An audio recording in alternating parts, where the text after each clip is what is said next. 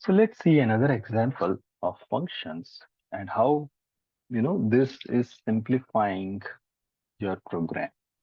Let's assume that we have a program. We want to write a program which will accept two values, which will add those two values, and it will display the result of those addition, right? So what you can do in the main function, right? You just call these three functions: accept, add, display. Don't worry about the 17th and 18th and 19th line as of now. Accept, add, display. This looks pretty simple. That you want to first accept the values, then you want to add those values, and then you want to display the result. Because all these things are different things.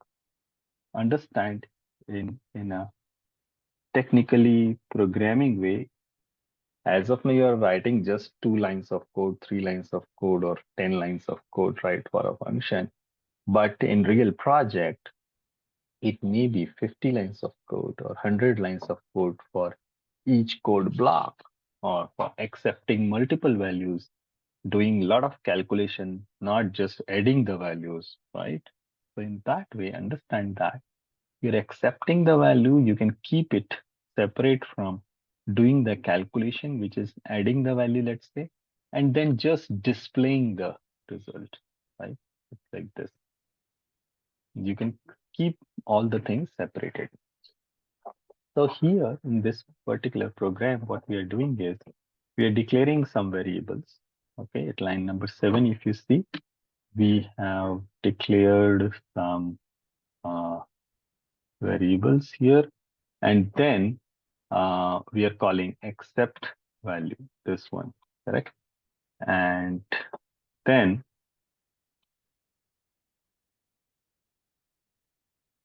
if you see here in the accept value, we are doing just accept value part. Okay, what we are doing here, we are saying that enter the value of A, enter the value of B, and you know randomly so this is the way line number 31 and 32 is to um, get a particular character from the user at the runtime. Okay, don't worry about it. As of now, let's understand we are taking the value of A and B. Simple. This is the accept value. So this will do its own task and it will come back to 15th line. When we will execute it, 14th line, whenever it will get executed, it will actually jump to 24th line. So it will do all the things from 24th line to 32nd line. It will come back to the 15th line once the task is done of the accept values. So you're putting all A, B, and D into a particular, um, you know, order. You got it. Then if you see here, once the acceptance is done, we are calling add values. So add value will do simply C is equals to A plus B, nothing. It will just add. That means we want to keep the calculation part separated from accepting the value or displaying the values. Calculation is pretty much arithmetic thing, let's say. So you want to keep it separate, right? So you want to add the values, fine. Then it will be done, and then you are calling display results. So in the display result, you want to display that addition is whatever C, alphabet which you entered is D, something like that. And that's it. Why I have written this multiplication is I just want to show that every function is independent. Every function is independent on its own. So you create a function and you can call it multiple times. That's why I just have created it. Okay. So this time, if we will run this program, it is asking me the value of A. I'll say 4. It is asking me value of 2. Let's say I'll provide 70. And it is asking enter one alphabet.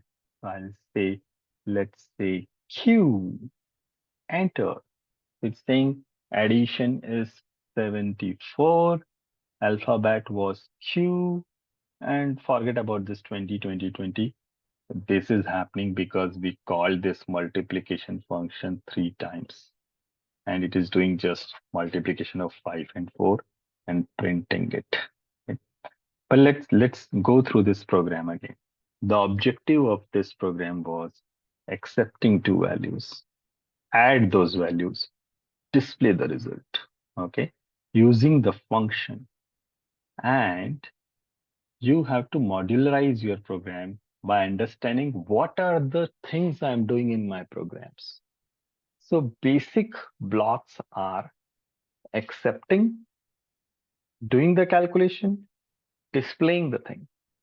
All these things you can do without creating function also. In the main, if I'll write all these things, this accept part, this one, I can have this all in main function itself. I don't have to create function then.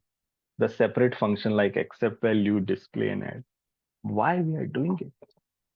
Because it is simplifying the things, as well as in future, if you want to change anything on a particular line of code, it will be easier for you. If you want to change only for the acceptance part, you will go to this particular code block and change it, right?